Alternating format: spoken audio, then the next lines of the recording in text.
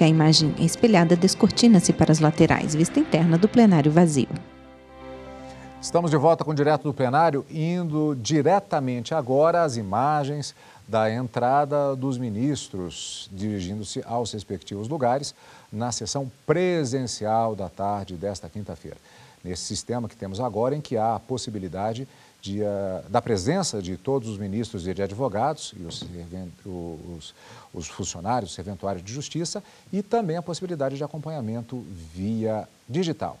E acabou se tornando, de certa maneira, um sistema misto. E a expectativa de hoje, na tarde de hoje, direto do plenário, ao vivo.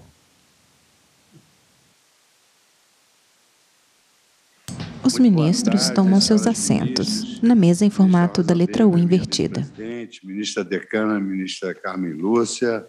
Ministro Luiz Fux, presidente do STF, senta-se ao centro. Luiz Roberto Barroso, ministro Luiz Edson Fachin, ministro Alexandre de Moraes, ministro Cássio Nunes Marques, ministro Dias Toffoli, que entrou agora ali. Nossas saudações, ministro Dias Toffoli e ministro André Mendonça. Esse é o nosso visual atual. Vamos dar início à abertura da 14ª sessão extraordinária do plenário do Supremo Tribunal Federal, saudando também o doutor Antônio Augusto Brandão de Aras, nosso procurador-geral da República, e iniciaremos dessa 14ª sessão com a leitura da ata da sessão anterior. Ata da 14ª sessão ordinária do plenário do Supremo Tribunal Federal, realizada em 18 de maio de 2022. Carmen Lilian Oliveira de Souza, assessora-chefe do plenário, está em pé à direita do ministro Luiz Fux, separados por uma divisória de acrílico. Ela tem pele clara, cabelos castanhos, alourados, lisos e compridos. Usa toga preta por cima do terno branco. Na 14ª Conferência Ibero-Americana de Justiça Constitucional, o senhor ministro Dias Toffoli. Procurador-Geral da República, doutor Antônio Augusto Brandão de Aras. Abriu-se a sessão às 14h39, sendo lida e aprovada a ata da sessão anterior. Não havendo nenhuma objeção, considero aprovada a ata. Faço uma brevíssima resenha, porque ontem iniciamos o julgamento. Após o voto... O ministro Luiz Fux tem pele clara, cabelos grisalhos volumosos. Usa toga preta por cima do terno azul marinho, camisa branca, gravata azul. E julgava improcedentes as ações diretas de inconstitucionalidade e dava provimento ao recurso extraordinário, oportunidade que o julgamento foi suspenso. Escolho, então, portanto, na ordem estabelecido no regimento interno, o voto de Sua Excelência, o ministro André Mendonça. Minha saudação, eminente presidente, ministro Luiz Fux.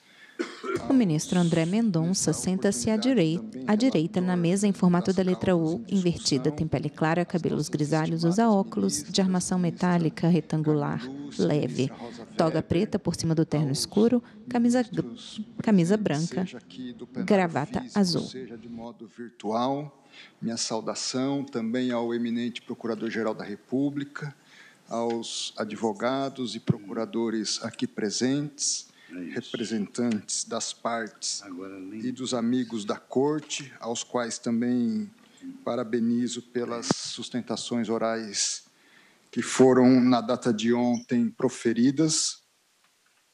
Apenas a título de registro, reafirmar a questão dos objetos em discussão no recurso extraordinário 1.224.374, a constitucionalidade ou não do artigo 165-A do Código de Trânsito Brasileiro, pertinente à validade ou não, sob a perspectiva constitucional, da infração administrativa autônoma em função da recusa do cidadão ou do condutor do veículo em se submeter ao teste do bafômetro. E, no tocante às duas ações diretas de inconstitucionalidade, a validade constitucional ou não dos artigos 2º, 4º e 5º, basicamente no artigo 5º, os incisos 3, 4 e 8, da Lei 11.705, de 2008. Nesse contexto, eu acompanho integralmente não apenas o relatório de Vossa Excelência, senhor presidente, mas também o conteúdo do voto que ontem nos foi apresentado. Eu, antes de adentrar um pouco nas razões, me permita louvar a forma republicana com que Vossa Excelência ontem se conduziu e num contexto de deliberação, até mesmo em função de diálogos que mantivemos durante o intervalo, e é até bom esse registro, porque a sociedade nem sempre tem a oportunidade de nos acompanhar. Julgamento conjunto, recurso extraordinário 122.437.4, ADI 4017 e ADI 4103. Pontos de vistas que foram apresentados, Vossa Excelência fez uma modulação no entendimento inicial que havia sido formado por Vossa Excelência. E dentro dessa perspectiva, e como Vossa Excelência trouxe uma justa causa de preocupação em relação à livre concorrência, no que toca ao objeto das discussões dos artigos 2º, 4º e 5º da Lei 11.705, apenas fazer a referência no tocante ao artigo 2º, que trata da possibilidade ou não de venda de bebida alcoólica nas faixas de domínio das rodovias federais. Há aí uma discussão em relação à livre iniciativa e possíveis restrições a essa livre iniciativa. E, nesse contexto, me permita trazer, sob minha leitura e sob minha ótica, 2 dispositivos da nossa Constituição que tratam da temática, um no artigo 1º, onde consta como um dos fundamentos da República Federativa do Brasil, a livre iniciativa. Lembrando que essa livre iniciativa ela está conjugada também com o disposto no inciso 2, que é a cidadania. Então, nós precisamos, a meu juízo, sem dúvida, considerar a livre iniciativa, mas também considerar a perspectiva da livre iniciativa com o adequado exercício da cidadania como um todo. De modo mais pontual, eu entendo que o parágrafo único do artigo 170 nos aclara essa conjugação, porque nele consta que a ordem econômica ela deve ser assegurada da seguinte medida: a todos o livre exercício de qualquer atividade econômica, independentemente de autorização de órgãos públicos, vírgula, salvo nos casos previstos em lei. Então, penso eu que, nesse ponto, a restrição que é trazida pela lei, nessa perspectiva específica de venda de bebida alcoólica em faixa de domínio de rodovia federal, atende um valor importante da nossa Constituição, que é a preservação da vida e, por conseguinte, da cidadania plena dos nossos cidadãos. Também, no tocante a esse ponto, penso ser apenas importante registrar que a venda é restrita nos imóveis localizados na faixa de domínio e também em terrenos contíguos à faixa de domínio com acesso direto à rodovia. Ou seja, a perspectiva é aqueles que estão ali efetivamente numa caminhada, num trajeto a partir da malha rodoviária, mas não alcança possíveis terrenos contíguos que tenham uma outra perspectiva a partir de um acesso não direto às rodovias, o que preserva, de modo não só razoável, mas proporcional, aí, penso eu, a livre iniciativa com o ideal de preservação de vidas desses dispositivos dos quais nós estamos tratando, além da própria ressalva do parágrafo 3º do artigo 2º, concernente à possibilidade de comércio dessa natureza nas malhas rodoviárias que estejam inseridas dentro das cidades, dentro do perímetro urbano. Ademais disso, a discussão ela traz uma série de análises à luz de dispositivos da Lei 9.503, que foram objeto de alterações sucessivas pelo Congresso Nacional, não só na perspectiva específica do 165A do Código de Trânsito, no tocante à possível recusa em se submeter ao teste do bafômetro, mas também julgamento de ações que tratam da proibição da venda de bebidas alcoólicas nas rodovias federais e se é constitucional a recusa do teste do bafômetro. Vota o ministro André Mendonça. Daqueles condutores que envolvidos em um acidente de trânsito ou que tenham sido alvo de fiscalização também poderão ser submetidos a outros testes. E o artigo 306, que trata da condução de veículo com capacidade psicomotora alterada, também podendo ser submetidos a sanções. No que tange especificamente ao artigo 165A, que se refere tão somente à recusa em se submeter ao bafômetro, ao teste do bafômetro, a título de fundamentação e de elucidação, eu trouxe 2 dispositivos da Declaração Universal dos Direitos Humanos, um documento universalmente consagrado e sempre que nos remete à reflexão sobre a análise de direitos fundamentais, como nós estamos fazendo nesta tarde. O artigo 3º da Declaração trata de 3 valores. Diz o dispositivo: todo ser humano tem direito à vida, à liberdade e à segurança pessoal. Penso eu que são justamente os 3 valores hoje debatidos: a liberdade e incondicionalidade da condução dos veículos, independente das condições pessoais, afetadas ou não pelo álcool, o direito à vida, inclusive do próprio condutor e das demais pessoas, e a segurança pessoal também dessas pessoas.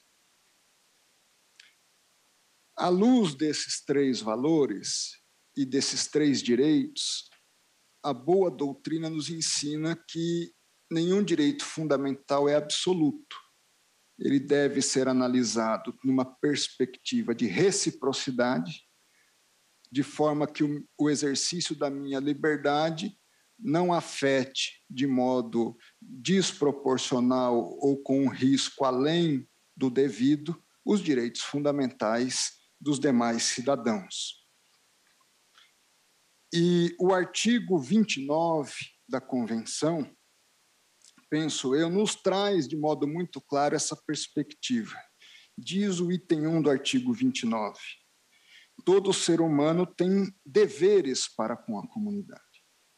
Então, na qual o livre e pleno desenvolvimento da sua personalidade é possível. Então, um Estado de direito e a existência de direitos fundamentais pressupõe, como corolário lógico, também a existência de deveres. Porque o exercício ilimitado de liberdades produz, segundo Montesquieu, segundo Rousseau, um Estado onde o que imperaria seria a lei do mais forte. onde haveria um caos e não um Estado de direito, e onde a cidadania poderia ser desenvolvida em sua plenitude, ou, como diz o dispositivo, a própria personalidade humana. O item 2 do artigo 29 diz que, no exercício dos seus direitos e liberdades, todo ser humano estará sujeito apenas às limitações determinadas na lei, que também é o caso.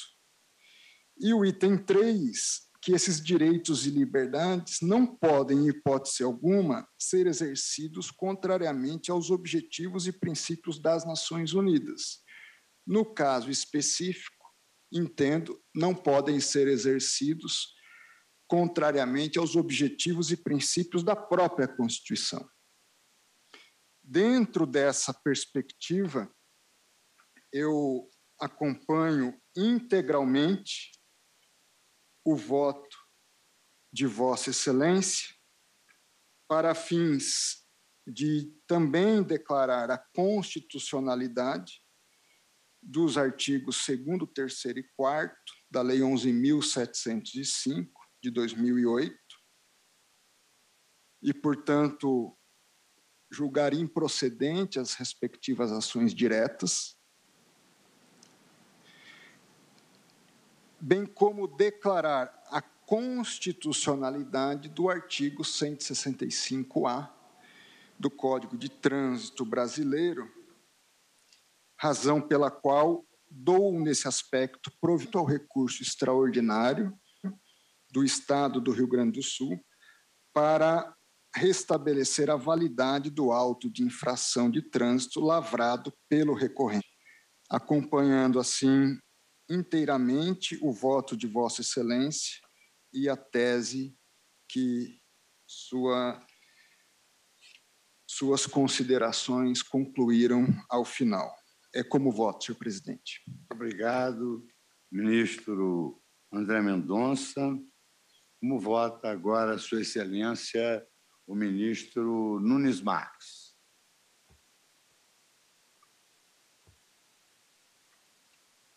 Senhor presidente. O ministro Nunes Marques participa por videoconferência. Pele morena clara, cabelos grisalhos, terno escuro, camisa azul, gravata clara. Ao fundo, a foto da fachada do STF com um céu azul coberto de nuvens. Completo. Bom, pois bem, está em julgamento 3 processos, o RE 1.224.374 e as ADIs 4017 e 4103.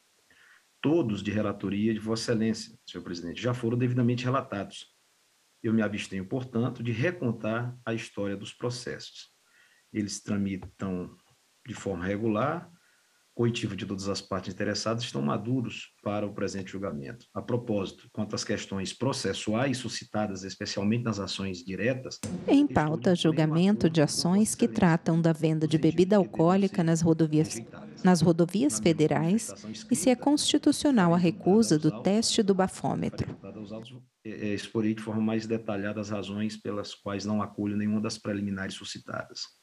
Quanto ao mérito, basicamente, temos 4 questões constitucionais a resolver. A primeira, definir se o artigo 165-A do Código de Trânsito Brasileiro, que prevê uma infração administrativa autônoma para o condutor de veículo que se recusa a submeter-se ao teste do etilômetro, é compatível com a Constituição. Segunda, avaliar se o artigo 276 do Código de Trânsito Brasileiro, na redação dada pela Lei 12.760, chamada Lei Seca, que reduziu a 0 o limite de tolerância da alcoolemia para aquele que conduz veículos automotores, é compatível com a Constituição.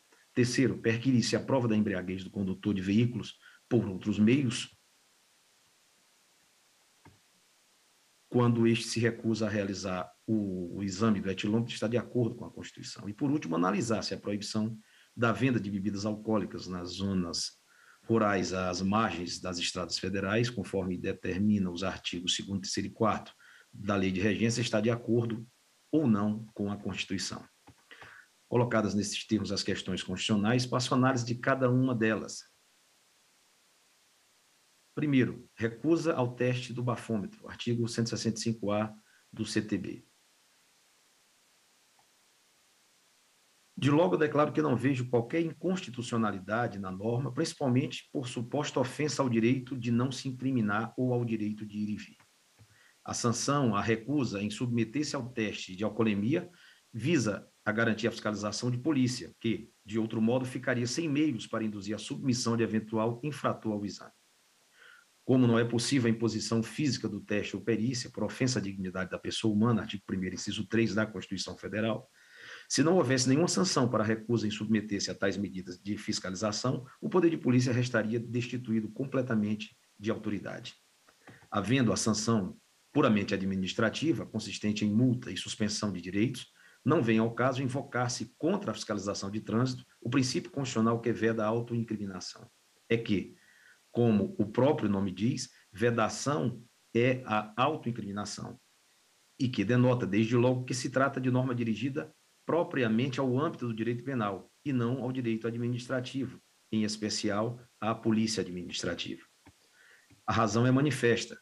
Se o indivíduo pudesse alegar que não deve cooperar com a administração na fiscalização de polícia, só porque remotamente poderia estar colaborando para a sua própria incriminação, então ele poderia se recusar, por exemplo, a apresentar o documento do veículo, alegando que, em alguns casos, isso poderia levar a uma prisão em flagrante, caso o veículo, logicamente, fosse roubado. Poderia também se recusar a apresentar a própria identidade, sob a alegação de que, em alguns casos, como o da pessoa foragida, tal apresentação implicaria colocar-se em situação de ser preso. Fora das questões de trânsito, o indivíduo poderia igualmente recusar-se a declarar os seus rendimentos anuais para a Receita Federal, sem nenhuma consequência administrativa, já que também isso poderia induzir a revelação de crimes tributários, em alguns casos. Sob esse mesmo argumento, o indivíduo poderia recusar-se a declarar a posse de uma arma de fogo, sustentando que a existência legal de tal declaração seria uma armadilha burocrática para forçá-lo a autoincriminar-se em certas hipóteses. Tal interpretação extravagante levaria à situação absurda em que o poder de polícia seria simplesmente anulado, por meio de uma interpretação libertária do direito fundamental de não se autoincriminar, cuja previsão constitucional no Brasil é expressamente direcionada ao preso, artigo 5º, inciso 63, dando a entender claramente que se volta à proteção da pessoa no âmbito criminal. As inúmeras declarações e testes que os cidadãos fazem perante o Estado, diante da fiscalização tributária, sanitária, de trânsito, etc., são medidas administrativas de polícia que têm o propósito de salvaguardar direitos fundamentais do próprio interessado e de outras pessoas, e não o objetivo de punir e incriminar quem quer que seja. Embora possa incidentalmente nascer de um procedimento fiscalizatório desses, uma notícia-crime, ou até mesmo uma prisão em flagrante, é somente a partir destas, e não antes, que se pode invocar a incidência de garantias próprias do processo penal, entre as quais aquela de não se autoincriminar. Antes e durante a realização do teste de alcoolemia, ainda não se pode falar em procedimento de investigação criminal, tanto mais porque não se sabe previamente se o teste dará resultado positivo. É por isso que não vem ao caso, nesse procedimento administrativo, a aplicação da garantia contra a autoincriminação. A fiscalização de polícia, a princípio, não tem nenhum propósito de representação criminal. A sua finalidade é, primeiro, realizar a prevenção de infrações à lei pela observação do seu adequado cumprimento e, em segundo lugar, visa a constatação formal de existência de infrações, mas, nesse caso, sem ainda representar ato de repressão criminal. Mesmo nos Estados Unidos, onde a garantia contra a autoincriminação tem fonte expressa na 5ª emenda e no célebre precedente Miranda versus Arizona, entende-se tranquilamente que não vem ao caso aplicar a regra Miranda aos procedimentos de teste de embriaguez ao volante, porque nesse tipo de situação ainda não existe um procedimento criminal em curso, nem se sabe previamente se haverá algum depois. Poder-se lembrar que o teste de alcoolemia, em muitos casos, é realizado justamente porque a autoridade policial já desconfia da embriaguez ao volante, por outros sinais corporais do motorista. Em tal situação, o teste já seria realizado na expectativa da confirmação de uma suspeita policial, de modo que se poderia pensar aqui em invocar a garantia contra a autoincriminação. Ora, mas aí é que a solução legislativa se mostra muito feliz, porque o policial, por um lado, não poderá forçar o condutor a realizar o exame, nem presumi-lo embriagado só pela falta do teste. O condutor, por seu turno, não sairá totalmente impune pelo descumprimento da ordem administrativa, visto que sofrerá uma penalidade administrativa severa, como recomenda a situação, mas não incidirá em nenhum crime omissivo próprio, o que demonstra a grande habilidade do legislador em construir tal solução. Ressalto que a Corte já teve ocasião de declarar o caráter relativo do direito de não se incriminar, ao proclamar a constitucionalidade do artigo 305 do Código de Trânsito Brasileiro, que prevê como crime a conduta de afastar-se o condutor do veículo do local do acidente para fugir à responsabilidade penal ou civil que lhe possa ser atribuída. Refiro-me ao acórdão RE 971-959 Rio Grande do Sul, tema 907, de repercussão geral, no qual foi fixada a seguinte tese: a regra que prevê o crime do artigo 305 do Código de Trânsito Brasileiro é constitucional, posto não infirmar o princípio da não incriminação, garantido o direito ao silêncio e ressalvadas as hipóteses de exclusão da tipicidade e da antijuridicidade. Assim, reputo que a norma impugnada não transgrediu os princípios da presunção de inocência e da individualização da pena, uma vez que esses princípios dão contornos às garantias processuais penais do indivíduo contra o Estado e não contra infrações administrativas. Também não vejo qualquer ofensa ao direito de ir e vir. É que o direito de ir e vir não está coartado pelo teste do etilômetro. Se a pessoa estiver como passageiro em um carro ou andando a pé, por exemplo, sequer será submetida ao teste. A questão não está no deslocamento, mas sim no deslocamento dirigindo um veículo automotor. O foco da ação administrativa está no ato de dirigir, que põe em risco a vida de outras pessoas e a do próprio condutor, se este está sob o efeito de bebida alcoólica. A propósito, não existe propriamente um direito subjetivo de dirigir veículo. Existe, sim, uma autorização administrativa para tanto, para a qual o Estado exige habilitação específica e certos exames de saúde e físicos em geral. A fiscalização de trânsito não se limita à questão do consumo de álcool, mas a todo o plexo de exigências que o motorista e o veículo devem atender para rodarem pelas estradas. Então, aqui é uma questão de pura polícia administrativa, uma questão comezinha praticada em todos os países civilizados, que longe está de ofender qualquer direito fundamental. Rejeito, portanto, a alegação de inconstitucionalidade do artigo 65A na linha do voto do eminente presidente. Política de tolerância zero quanto à alcoolemia do condutor do veículo. Quanto à questão da alegação de inconstitucionalidade das normas que visam estabelecer um padrão rigoroso de zero alcoolemia para dirigir veículo, não vislumbra qualquer ofensa à Constituição. Realmente existe uma relação causal bem estabelecida por pesquisas e acima de qualquer discussão razoável. A condução de veículos sob o efeito de álcool é perigosa. Se o legislador, para reprimir tal situação, resolveu adotar uma política de zero álcool, isso está dentro da sua liberdade de conformação dos direitos fundamentais, para atingir o objetivo legítimo de aumentar a segurança no trânsito. A técnica legislativa utilizada foi a de criar uma figura penal de perigo abstrato, que o Supremo Tribunal Federal tem reconhecido como legítima. Por exemplo, no caso do RHC 110.251, relator ministro Dias Toffoli, primeira turma, julgado em 8 de maio de 2012. Que me abstenho de fazer a leitura da emenda. Prossigo. Importa ressaltar que o legislador não desprezou o fato de que níveis muito baixos de alcoolemia não produzem efeitos tão perigosos sobre a atenção e habilidade do motorista.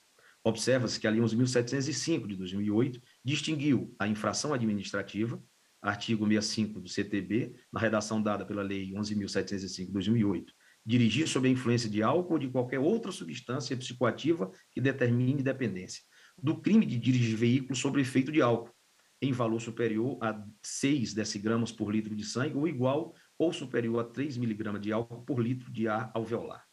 A modulação feita pelo legislador de forma objetiva atende perfeitamente o princípio da tipicidade fechada para a definição de crime e, ao mesmo tempo, reconhece a menor gravidade da situação do indivíduo com baixo teor de alcoolemia no sangue. Portanto, a Lei 11.705, de 2008, assim como a 12.760, de 2012, no ponto, estão de acordo com a Constituição Federal. Ademais, como lembrado ontem pelo eminente presidente, em sua fala, diversos países do mundo adotam a política de tolerância zero quanto ao consumo de álcool por quem está conduzindo o veículo. É uma solução, inclusive, que tem o abono do exemplo de países em que a mortalidade no trânsito é muito menor que a do Brasil. Meios indiretos de prova da embriaguez. Também não vejo inconstitucionalidade na possibilidade de a embriaguez poder ser comprovada por meios diversos do teste de alcoolemia, desde que haja recusa do motorista em fazer o teste respectivo. Recusa esta que, inclusive, constitui-se infração administrativa, conforme artigo 165A do CTB. Com efeito, é da tradição do processo penal brasileiro a possibilidade de realização do chamado corpo de delito indireto nas infrações que deixam vestígios, artigo 158 do CPP. O artigo 306, parágrafos 1º e 2º do Código Nacional de Trânsito, na redação dada pela Lei 12.760 de 2012, permite que o crime de embriaguez ao volante seja comprovado mediante a sinais que indiquem, na forma disciplinada pelo CONTRAN, alteração da capacidade psicomotora, ou B, exame clínico, perícia, vídeo, prova testemunhal ou outros meios de prova em direito admitidos, observado o direito à contraprova. Esses meios alternativos de prova, posto sejam menos eficazes que o teste de alcoolemia direto, são perfeitamente lícitos. No entanto, é preciso deixar claro que o motorista não pode ser obrigado fisicamente à realização de nenhum tipo de teste que dependa de sua colaboração ativa, como o teste do etilômetro ou o exame de sangue. Isso decorre mesmo da dignidade do ser humano, artigo 1º, inciso 3 da nossa Carta Magna, o qual não pode ser fisicamente compelido a fazer ou não fazer, cabendo sempre sanções indiretas em casos tais, conforme lição antiquíssima, que nos vem desde os romanos, democode poteste ad facto. Até mesmo por isso, justifica-se a adoção pelo legislador de outros meios de prova para a caracterização do crime de embriaguez ao volante, sem que tais meios impliquem presunção absoluta de veracidade, pois se trata de mecanismos ordinários de prova, sujeitos sempre à refutação por meio de contraprovas convincentes e, de resto, sujeitos à contraprova e à ampla defesa no processo penal. Em suma, não vejo inconstitucionalidade alguma na norma que prevê a submissão a teste de alcoolemia ou exame indireto de motorista envolvido em acidente de trânsito ou que for alvo de fiscalização de trânsito, dado que se trata de típica medida de polícia administrativa estipulada de forma proporcional e razoável em favor do direito fundamental à saúde e à vida de pedestres e motoristas. Tal norma seria inconstitucional apenas se considerasse que ela abriga a possibilidade de execução forçada do exame ou teste, mas não é o caso. Essa interpretação, sim, levaria à inconstitucionalidade da norma, tendo em vista que violaria a dignidade da pessoa humana. Nesse sentido, o tribunal decidiu, por exemplo, que mesmo a vacinação compulsória, uma medida sanitária de grande alcance, aplicável a toda a população, não poderia se dar de modo forçado, sob pena de ofender a dignidade humana. Nesse sentido, disse com grande propriedade o eminente ministro Ricardo Lewandowski, nos autos da ADI 6586. A vacinação compulsória não significa vacinação forçada, por exigir sempre o consentimento do usuário, podendo, contudo, ser implementada por meios de medidas indiretas, as quais compreendem, dentre outras, a restrição ao exercício de certas atividades ou a frequência de determinados lugares, desde que previstas em lei ou dela decorrentes. Volto eu. Pela mesma razão, com os diversos testes de alcoolemia, podem até ser considerados compulsórios ao motorista que seja convidado a fazê-lo pela fiscalização de trânsito, mas não podem ser forçados. O que a legislação pode trazer, e de fato traz, são sanções indiretas para estimular a realização do exame, tais como multas e suspensão do direito de dirigir.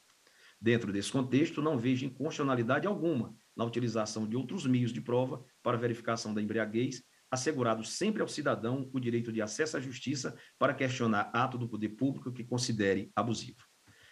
Venda de bebida alcoólica nas margens das estradas federais. Em pauta, julgamento conjunto RE 122.437.4 e ADIs 4017 e 4103. Julgamento de ações que tratam da venda de bebida alcoólica nas rodovias federais e se é constitucional a recusa do teste do bafômetro. Quem vota é o ministro Nunes Marques. É, portanto, não apenas uma medida de polícia de trânsito, mas também de uma intervenção no domínio econômico. Cumpre observar que na própria tramitação da medida provisória no âmbito do Congresso Nacional, que deu origem à lei ora impugnada, houve uma adequação. Restringiu-se tal proibição aos estabelecimentos rurais que vendam bebidas alcoólicas para consumo no próprio local. Esse recuo do legislador, no entanto, não foi suficiente para superar todas as evidentes inconstitucionalidades dessa proibição de comércio. Isso porque há um problema lógico fundamental que não foi superado. O legislador instituiu a proibição de uma atividade comercial, até então perfeitamente ilícita, sobre a falsa premissa de que tal vedação iria melhorar a segurança no trânsito. Ora, não há prova alguma de que exista relação de causalidade entre a venda de bebida alcoólica às margens das rodovias federais e os acidentes de trânsito provocados pelo consumo de álcool. Na verdade, não existe qualquer tipo de estudo que tenha justificado racionalmente a medida. O fato que realmente induz os acidentes desse tipo consiste em o motorista dirigir veículo sob o efeito de bebida alcoólica, mas o local da aquisição da bebida talvez não seja relevante para a estatística comprovada.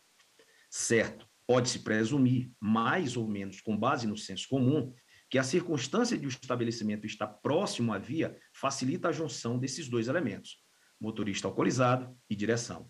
Porém, essa presunção não tem senão o abono da intuição ou de alguma credulidade. Uma simples observação da realidade mostra que a venda de álcool em qualquer lugar, a qualquer hora, pode promover a reunião de um motorista alcoolizado e de um automóvel, em ponto distante do local do consumo. Isso porque os automóveis percorrem grandes distâncias em pouco tempo. O motorista pode beber em área urbana, num bar, por exemplo, e em algumas horas depois dirigir centenas de quilômetros. Outro pode adquirir a bebida na área rural, ingeri-la e fazer o percurso inverso da área rural para a área urbana. Outro, também na área rural, pode ter bebida alcoólica em casa, possivelmente até em estoque, e assim pode consumir a bebida e dirigir um veículo. Enfim, são inúmeras e diversificadas as situações que podem gerar a situação altamente arriscada de um indivíduo dirigir o veículo sob efeito de álcool.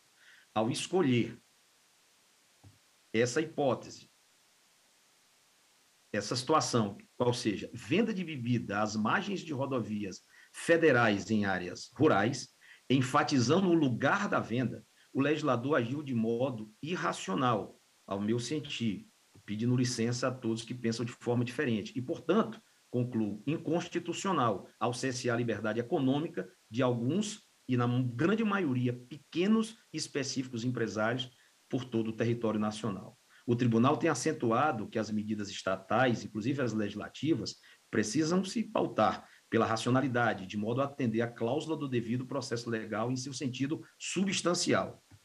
Nesse sentido, colaciono a ADI 1407, em sede de medida cautelar, de relatoria do ministro Celso de Mello.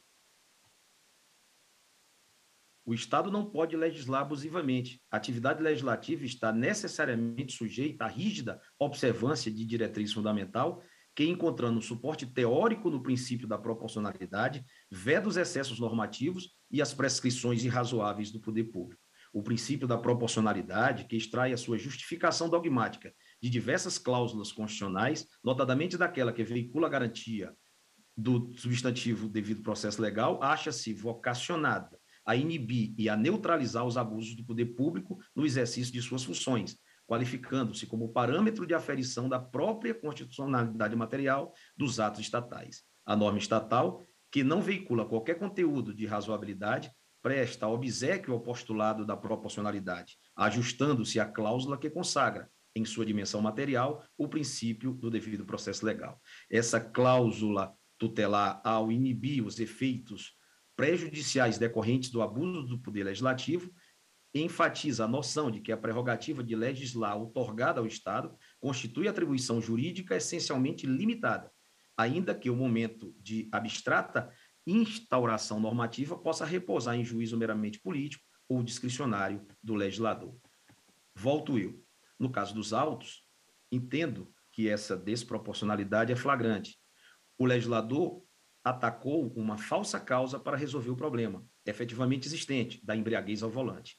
Como disse acima, não há nenhuma base fática objetivamente comprovada de que a venda de bebidas em estabelecimentos às margens de uma rodovia federal seja mais prejudicial do que a venda de bebida em qualquer outro lugar.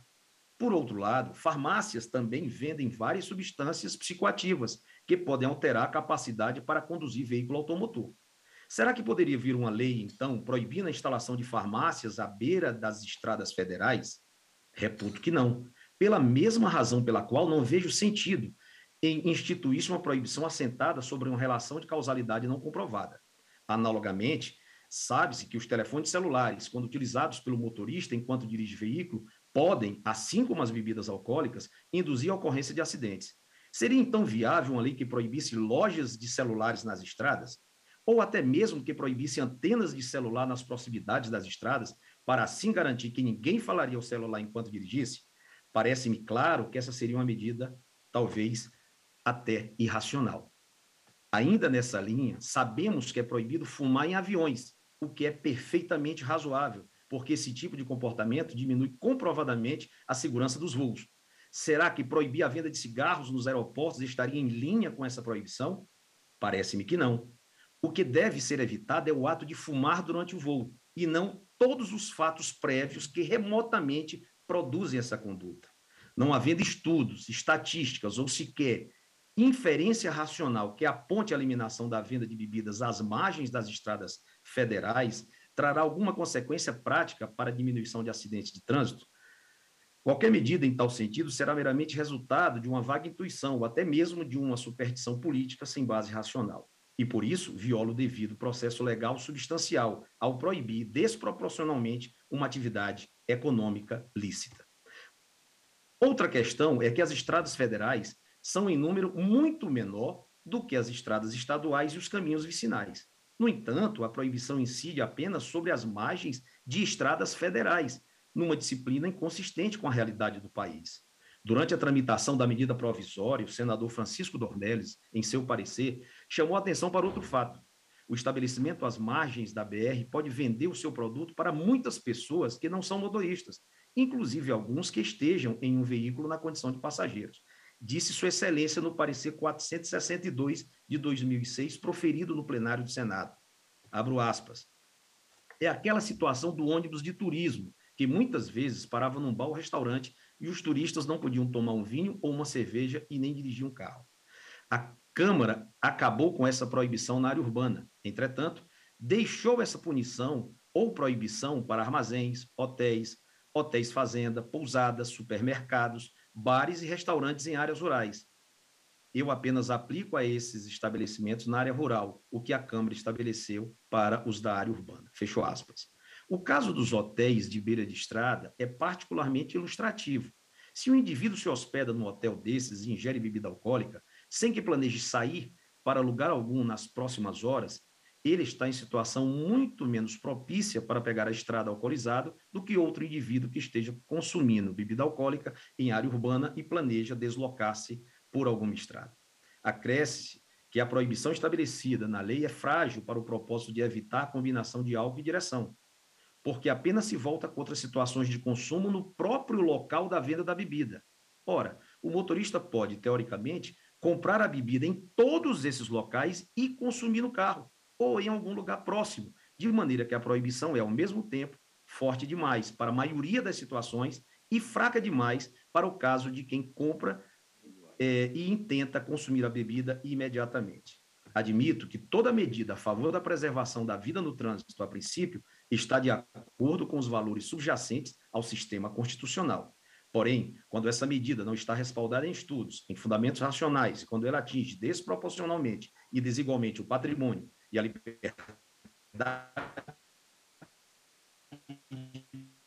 de pessoas que sequer estão no trânsito, aí precisamos refletir. A proibição de venda de bebidas em zonas rurais de estradas federais vai atingir apenas pequenos comércios varejistas em vilas isoladas.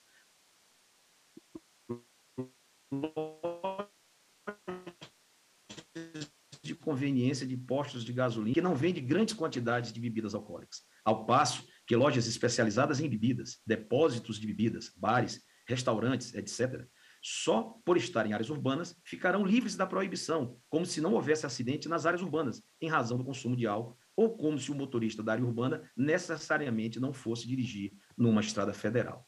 Parece-me, portanto, com todas as vênias, que a proibição legal é inconstitucional, por violar a razoabilidade, a igualdade e a liberdade de iniciativa, sendo inconstitucional a proibição de venda de bebidas alcoólicas em estabelecimentos às margens de rodovia federal, torna-se inconstitucional também o estabelecimento da competência da Polícia Rodoviária Federal para fiscalizar tal vedação.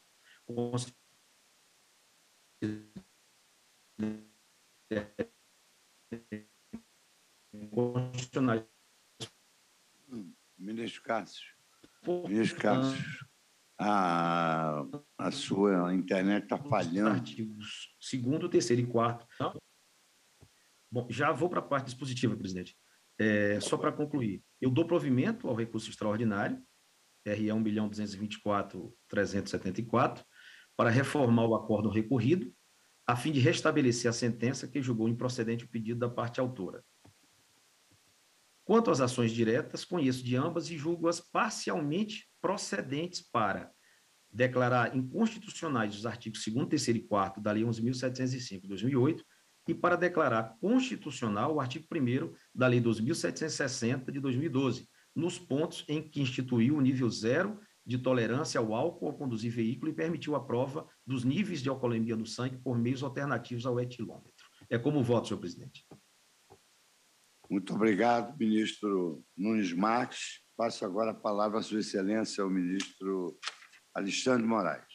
Obrigado, presidente. Cumprimento Vossa Excelência. O ministro Alexandre de Moraes senta-se à direita na mesa em formato da letra U invertida, ao lado do ministro André Mendonça. Dr. Augusto Aras, Procurador-Geral da República. O ministro Alexandre tem pele clara, é completamente calvo, usa toga preta por cima do terno preto, camisa branca, gravata azul. Bem disposto, voto de Vossa Excelência, com o cumprimento pela profundidade da análise e hoje trazido novamente nos votos do eminente ministro André Mendonça e Nunes Marques.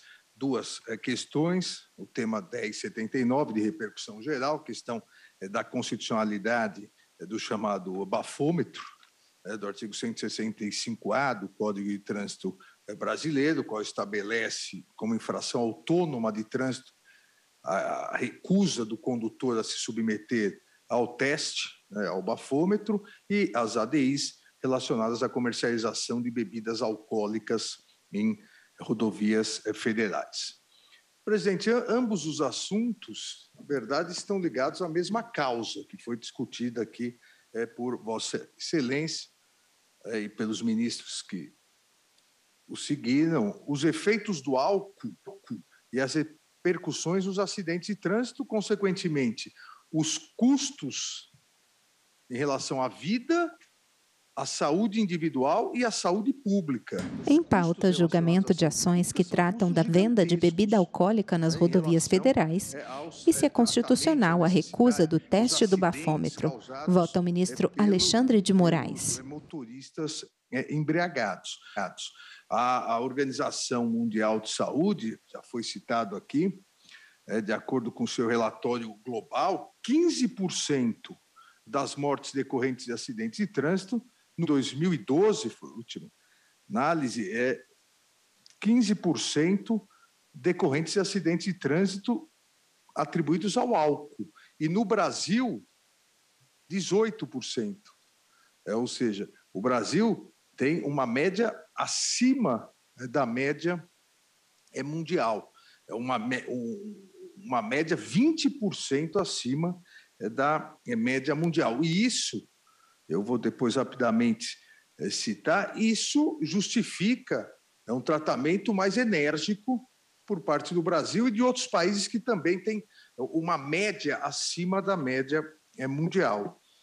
Aproximadamente, presidente, isso já estudos de 2021, aproximadamente 370 mil mortes derivadas de acidentes de trânsito atribuídas a álcool, ou seja, a motoristas alcoolizados. Dados importantes também do Observatório Nacional de Segurança Viária de 2017, e isso é importante ao analisarmos essa questão, mostram que desde a aprovação da lei até 2015, nós, no Brasil, vínhamos observando uma queda no número de mortes e de acidentes causados por motoristas embriagados. A partir de 2015, essa curva se inverteu e houve um ligeiro, e vem ocorrendo até hoje, um ligeiro aumento, exatamente porque a fiscalização diminuiu. Ou seja, após a adoção da lei, a fiscalização, as publicidades e propagandas de educação no trânsito, se dirigir não se beber não dirija, isso teve uma acentuada queda no número de acidentes, no número de mortes. E de 2015, 2016 para cá, isso reverteu exatamente como eu disse, nós não podemos placitar uma frouxidão na fiscalização, porque ao diminuir a fiscalização, lamentavelmente, o número de mortes vem aumentando. Só para fazer essa comparação dos números de 2017, desse observatório, nós tivemos 47 mil mortes no trânsito. Ou seja, nós tivemos mais do que homicídios, latrocínios e lesões corporais seguidas de morte. É realmente, eu diria aqui, num cálculo conservador isso, mas é realmente um morticídio gigantesco, as mortes decorrentes de acidentes de trânsito. E o custo Brasil é de 56 bilhões anuais, em virtude dessas mortes no trânsito. Por que isso? Mortes e sequelas. Não só as mortes, como as pessoas sequeladas, e o Observatório Nacional de Segurança Viária fez essa comparação. Com esse custo Brasil derivado disso, seria possível construir 28 mil escolas ou 1.800 hospitais por ano. Então, é uma chaga da sociedade. A lei pode não ser, as leis aqui podem não ser perfeitas, mas vieram combater. Por isso que eu digo, é importante verificar a causa. Não surgiu do nada, e as sustentações orais, e cumprimento todos os advogados que fizeram as sustentações orais, cumprimento na pessoa da doutora Fernanda Figueira Tonedo do Braga, procuradora do Estado do Rio Grande do Sul, que se encontra aqui no auditório, e cumprimento também a sustentação oral do doutor Augusto Aras. Isso foi dito nas sustentações orais, há uma causa, houve uma causa para isso. E essa causa e as características brasileiras, e eu, no voto, eu coloco um gráfico disponibilizado no site Vias Seguras. Essa causa foi tratada pelo Congresso Nacional de modo, ao meu ver, razoável, adequado, coerente. Foi tratado, que mostra que na década de 2009 a 2019 houve reflexos importantíssimos na diminuição do número de mortes. Então, o gráfico demonstra exatamente isso. Apesar dessa ligeira alteração a partir de 2016, nem de perto se voltou aos índices lá de trás. A partir disso, a partir dessas causas e das peculiaridades brasileiras, muito foi dito, tanto na audiência pública que Vossa Excelência presidiu, como aqui na tribuna de alguns oradores, que o Brasil seria extremamente rigoroso, a tolerância zero, e a partir disso não seria razoável, haveria uma inconstitucionalidade por ausência de razoabilidade. E parece que não, presidente. Cada país tem as suas características. Vossa Excelência citou bem a questão dos Estados Unidos, por ter um tratamento global diverso, não seria o paradigma, mas mesmo lá que há um nível de tolerância, se o motorista é pego dirigindo embriagado, ou imediatamente, ou ele se declara alcoólatra, na maioria dos estados deve ir para um tratamento de alcoolismo, ou ele é preso. Então, o tratamento é rigoroso. Eu cito vários países aqui, e cada país tem, como eu disse, as suas características, mas há países mais rigorosos ainda que o Brasil. Aqui mesmo na América, o Paraguai e o Uruguai, assim como o Brasil, tolerância zero, mas, por exemplo, no Japão, o motorista embriagado que atropela e acaba matando uma pessoa, ou que seja um acidente de trânsito e uma pessoa morre, a pena prevista, uma delas, é prisão perpétua. Há um rigorismo. E, em relação a testes, o direito comparado mostra situações interessantes. Na Suécia, as autovias Tem pedágios em que as barreiras eletrônicas, quando vai pagar o pedágio, já testam instantaneamente, é obrigatório o teste instantâneo, e se verificar que o condutor consumiu álcool, imediatamente as cancelas não levantam, e a polícia é acionada. Então, cada país conhece as suas características, o legislador de cada país conhece as suas características, e a partir dessa análise das características, verifica o que também é razoável para se fiscalizar. O Brasil já tinha antes proibições, já tinha níveis, mas se mostravam, sejam ineficientes, seja da parte de vista de fiscalização, inoperantes. E a nova legislação veio estabelecer esses novos requisitos. Essa previsão de se submeter ao teste, já foi dito aqui, nós já discutimos em outros casos na Corte, não há a compulsoriedade, há a possibilidade de se negar. E aí é realizado um teste clínico para verificar se há ou não a embriaguez para fins de direção do motorista embriagado está dirigindo para fins penais. Agora, ele pode sofrer uma sanção administrativa ao se negar, como pode, foi salientado aqui pelos ministros que me antecederam, como também pode sofrer uma multa se o policial rodoviário, o policial de trânsito solicitar sua carteira nacional de habilitação e ele não estiver com a carteira nacional de habilitação ou se negar a entregar. Ele também sofre uma multa. São sanções administrativas, a meu ver, possíveis e razoáveis, até porque a expedição da carteira nacional de habilitação é um ato administrativo, que dá essa autorização de licença aos particulares para não só, e aqui me parece importante, nessa parte administrativa, dá autorização para começarem a dirigir, mas junto com isso vem toda uma obrigatoriedade de seguir as normas de trânsito. Quando se obtém a CNH, não só se obtém o direito de dirigir, mas o dever de dirigir segundo as normas previstas no Código de Trânsito brasileiro. E uma delas, um desses deveres é exatamente se submeter à fiscalização estatal.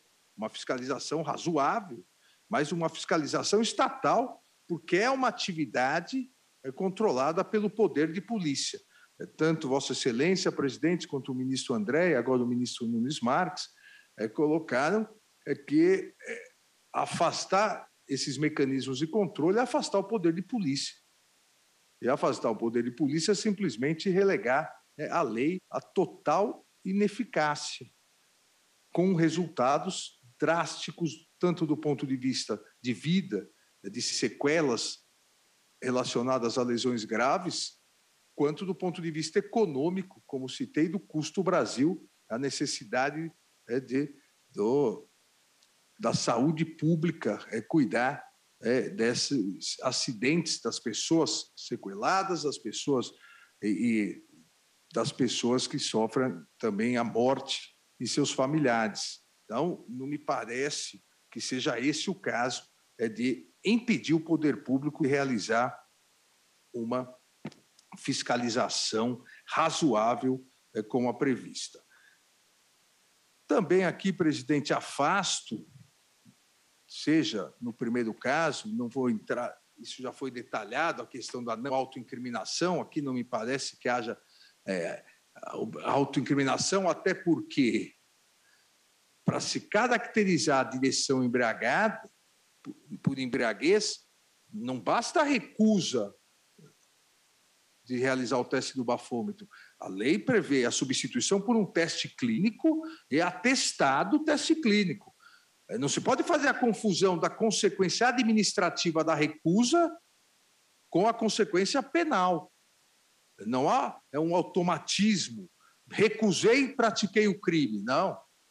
A substituição é pelo teste clínico. Então, eu entendo que nem há esse conflito entre os direitos, entre o direito à não autoincriminação e aqui a vida, a saúde pública. E, se houvesse, o legislador aqui prestigiou o direito da coletividade, a segurança viária, visando a vida, visando a saúde. Mas, repito, aqui não há, a meu ver, esse conflito de interesse. Da mesma forma, presidente, em relação à proibição de venda de bebidas alcoólicas nas rodovias federais, se é verdade que não há uma pesquisa... Em pauta, julgamento de ações que tratam da venda de bebida alcoólica nas rodovias federais e se é constitucional a recusa do teste do bafômetro. Vota o ministro Alexandre de Moraes. Aqui nesse posto, naquele, como bem citou o ministro Nunes Marques, também, por outro lado, é verdade que se nós pegarmos os TOs, os talões de ocorrência da Polícia Rodoviária Federal, nós vamos verificar que, após os acidentes, a verificação desses acidentes onde se constatou a morte de alguém, um acidente grave, alguém bebeu, porque bebeu, vai se verificar que parou no posto antes, almoçou antes, ou seja, há uma relação de causa e efeito. Não se tirou do nada essa proibição. E uma proibição que vem se mostrando eficaz porque houve a diminuição de acidentes, uma diminuição grande de acidentes, e isso é facilmente ou mais facilmente perceptível em cada operação que é realizada nas rodovias federais. E nós realizamos, eu como ministro da Justiça, a Polícia Rodoviária Federal, o ministro André também, a Operação Carnaval, a Operação Páscoa, Operação Corpus Christi, onde aí se verifica mais, ou se fiscaliza mais a questão da alcoolemia. Então, há essa questão de causa e efeito. Seria importante uma pesquisa maior, mas os números de diminuição demonstram que foi uma medida acertada. E não me parece que fira aqui a liberdade de livre iniciativa, até porque, para cada ramo de comércio, há necessidade daquele que quer vender, daquele que quer prestar o serviço, aquele prestador de serviços deve seguir determinadas regras, várias regras. Aqui é uma regra a mais. Aqueles que prestam serviços às rodovias federais não podem vender bebida alcoólica. Eles podem vender inúmeros outros serviços, podem prestar, perdão, inúmeros outros serviços, vender inúmeras outras mercadorias. E não consta que houve uma falência generalizada ao longo desses anos, tão somente porque pararam de vender bebidas alcoólicas. Muito pelo contrário, se nós pegarmos os últimos anos, isso vale para rodovias federais, estaduais, aquelas que têm a legislação estadual vedando também, se nós pegarmos os últimos anos com as concessões que foram feitas nas rodovias, nós vamos verificar o aumento do número de postos, de restaurantes, de lanchonetes, com uma gama de serviços prestados, com diversos alimentos vendidos, ou seja, houve um incremento disso. Então, não há relação também aqui dizer que a tão somente proibição de venda de bebidas alcoólicas, isso acabou com um ramo de atividade ou prejudicou um ramo de atividade. Por essas considerações, presidente, novamente enaltecendo e parabenizando Vossa Excelência pelo detalhado voto, acompanho integralmente Vossa Excelência, dando, no caso concreto do recurso extraordinário, provimento ao recurso extraordinário. Vossa Excelência citou a tese, eu também concordo, até fixava aqui, é constitucional o artigo 165-A do Código de Trânsito Brasileiro, que estabelece como infração autônoma de trânsito a recusa do condutor de veículo a ser submetido a teste que permita certificar a influência do álcool. E, em relação às ADIs, eu julgo, assim como Vossa Excelência, improcedente o pedido formulado que pede a declaração de inconstitucionalidade do artigo 2º da Lei 11.705 e, por arrastamento, os artigos 3º e 4º. É o voto, presidente. Muito obrigado, ministro Alexandre de Moraes. Passo agora a palavra à sua excelência, o ministro Edson Fachin, para o voto. Muito obrigado, senhor presidente. Cumprimento Vossa Excelência, as senhoras ministras, os senhores ministros. O ministro Edson Fachin senta-se à esquerda na mesa em formato da letra U invertida. Representando o Detran. Tem pele clara, cabelos grisalhos, é calvo na parte superior, usa óculos de armação metálica quadrada, bigode grisalho. Veste a toga preta por cima do terno preto, camisa branca, gravata vinho. Sintetizou o eminente ministro Alexandre Moraes, que sucedo imediatamente na ordem da votação. Os temas já estão adequadamente postos, nada obstante reflexões outras poderiam ser agregadas, mas as teses centrais me parecem substancialmente postas. Por isso, senhor presidente, farei uma manifestação bastante sintética e juntarei os votos respectivos que faço conjuntamente, englobando, portanto, o recurso extraordinário e as duas ações diretas de inconstitucionalidade. Em meu modo de ver, senhor presidente, a matéria tem inúmeras complexidades, mas uma compreensão que, segundo a interpretação que faço da Constituição e da legislação incidente sobre o tema, efetivamente menos complexa do que a causa e o diagnóstico que a situação apresenta. Julgamento de ações que tratam da venda de bebida alcoólica nas rodovias federais e se é constitucional a recusa do teste do bafômetro. Vota o ministro Edson Fachin. Esta preservação foi a opção da Constituição, foi a opção do legislador infraconstitucional e, em meu modo de ver, não me parece que haja outro caminho para o aplicador da norma nestes casos e nessa situação concreta que estamos a examinar.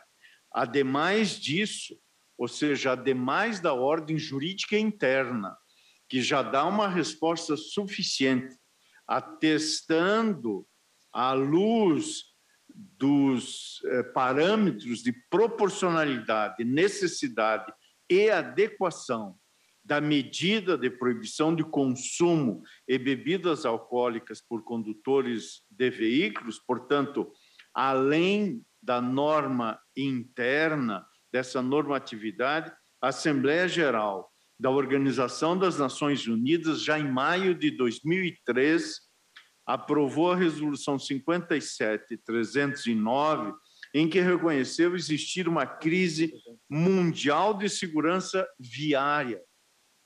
E não por acaso, nos Objetivos de Desenvolvimento Sustentável da Agenda 2030, a meta 3.6 e também o item 11.2 cuidam da redução das mortes e ferimentos por acidentes em estradas. E o Brasil ocupa a nada honrosa posição de 5º lugar no ranking dos países com maiores índices de morte no trânsito, conforme dados também da própria da Organização Mundial de Saúde de 2019.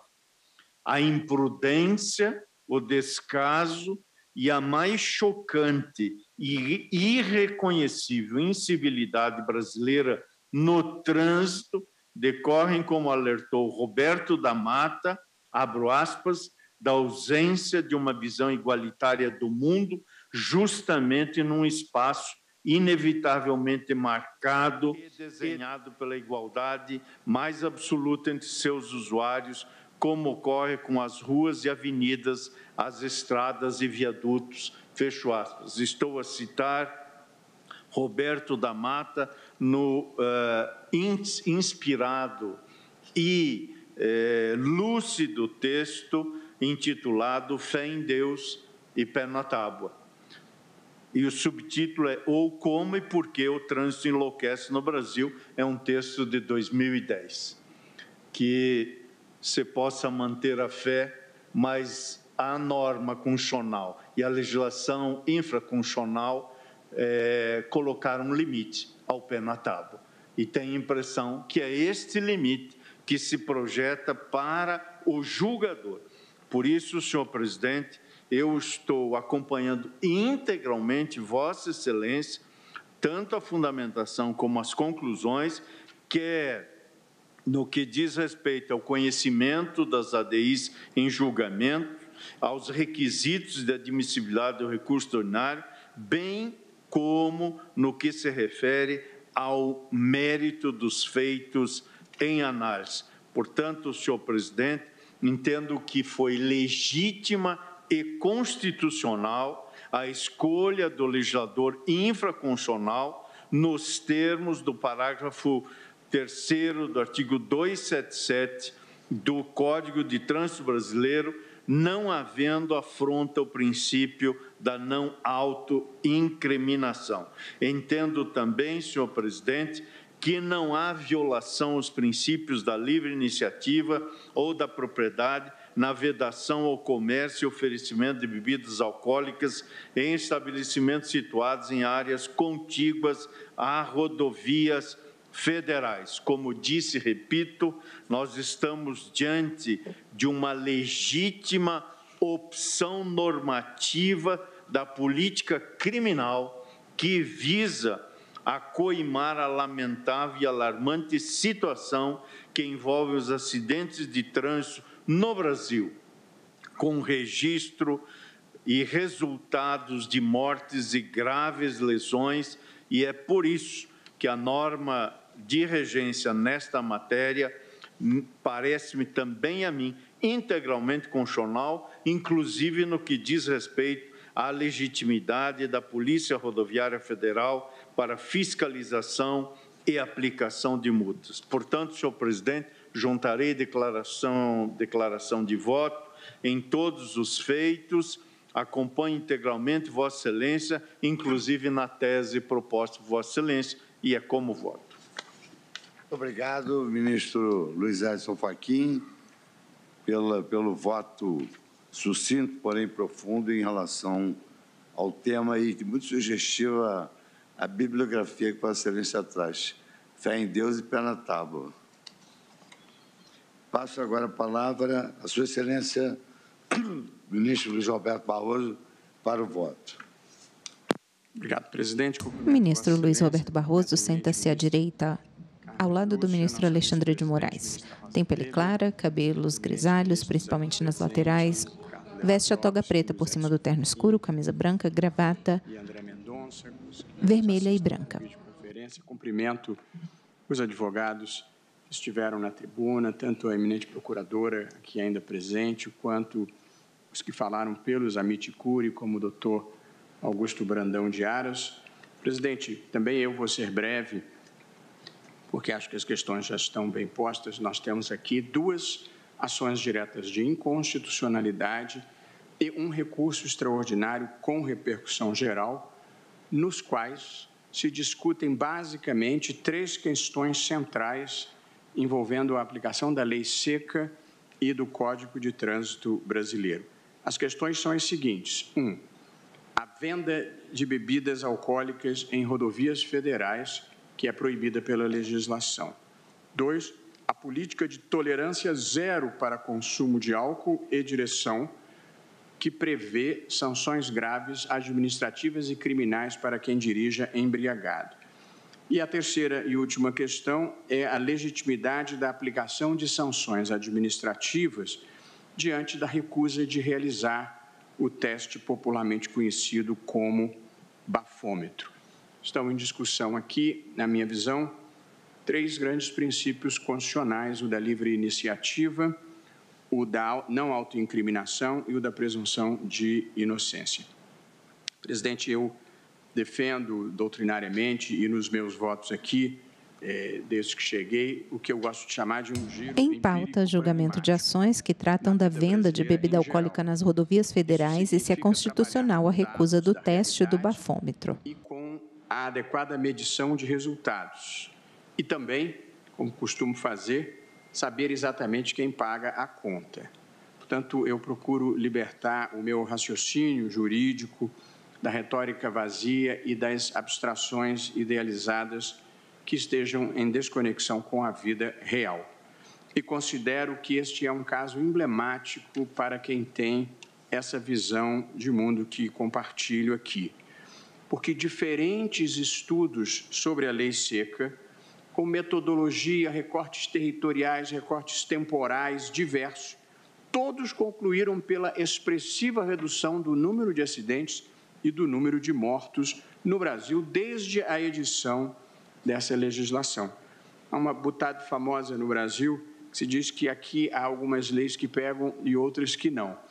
Se eu pudesse concordar com essa proposição, eu certamente diria que essa foi uma lei que pegou, e bem. As pesquisas e os seus dados, presidente, eu estou juntando no meu voto escrito, mas documentam uma muito significativa redução de mortes no trânsito a partir da edição dessa legislação, embora, ainda assim, no Brasil, em 2021, tenham morrido 32 mil, perdão, em 2019, tenham morrido 32 mil pessoas, o que é um número ainda aterrador, embora signifique uma redução expressiva. Entre 2014 e 2019, houve uma redução de 30% no índice de mortos por grupos de 100 mil habitantes. Uma redução de 30%, nós estamos falando de milhares de vidas. Mas, ainda assim, 32 mil mortes no trânsito por ano é um número absurdo que nós precisamos continuar a enfrentar. Esses são dados relacionados a todos os óbitos, não apenas os decorrentes de embriaguez, mas ainda assim são dados muito significativos. Os colegas já mencionaram o relatório da Organização Mundial de Saúde elogiando a legislação brasileira, inclusive quando ela se tornou mais severa, e o Brasil se situa num relatório que reúne 175 países como um dos que obteve a mais significativa redução de óbitos no trânsito. Finalmente, algum índice internacional em que a gente aparece bem.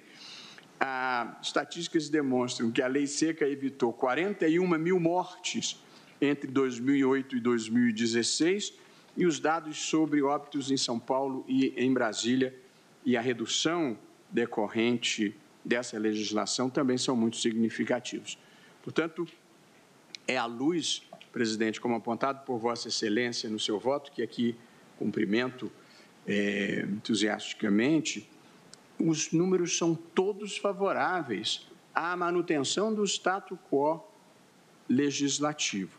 E aqui eu enfrento com muita brevidade as três questões pendentes, ou as três questões objeto de impugnação que me parece ter alguma consistência.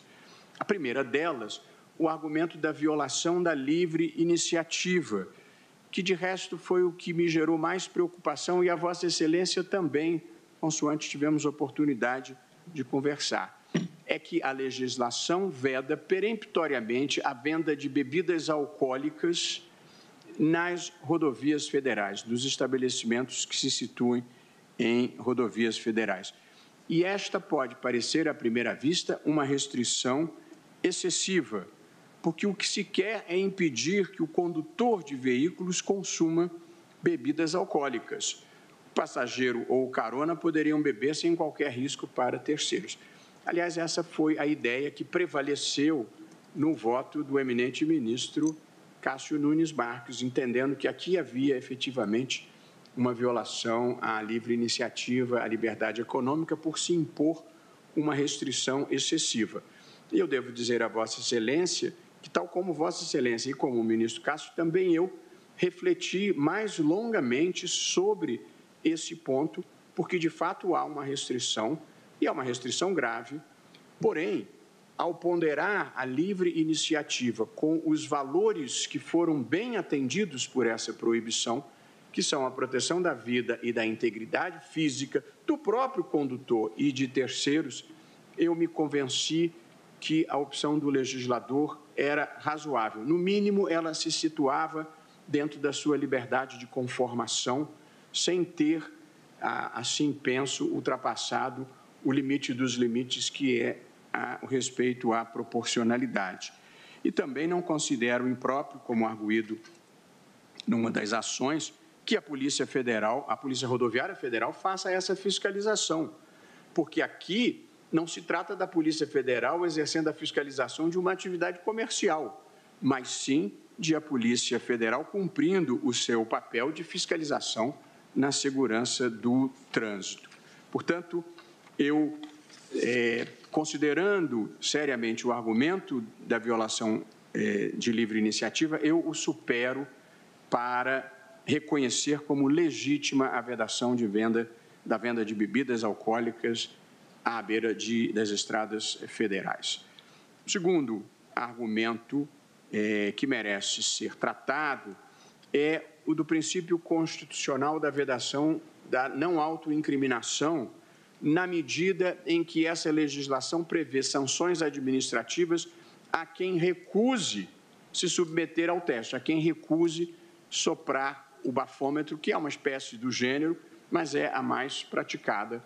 E, portanto, a recusa em se submeter ao bafômetro sujeita o condutor a consequências que vão do recolhimento da sua carteira e do veículo no ato e, ao final do procedimento administrativo, uma penalidade de multa e, eventualmente, suspensão da carteira por 12 meses.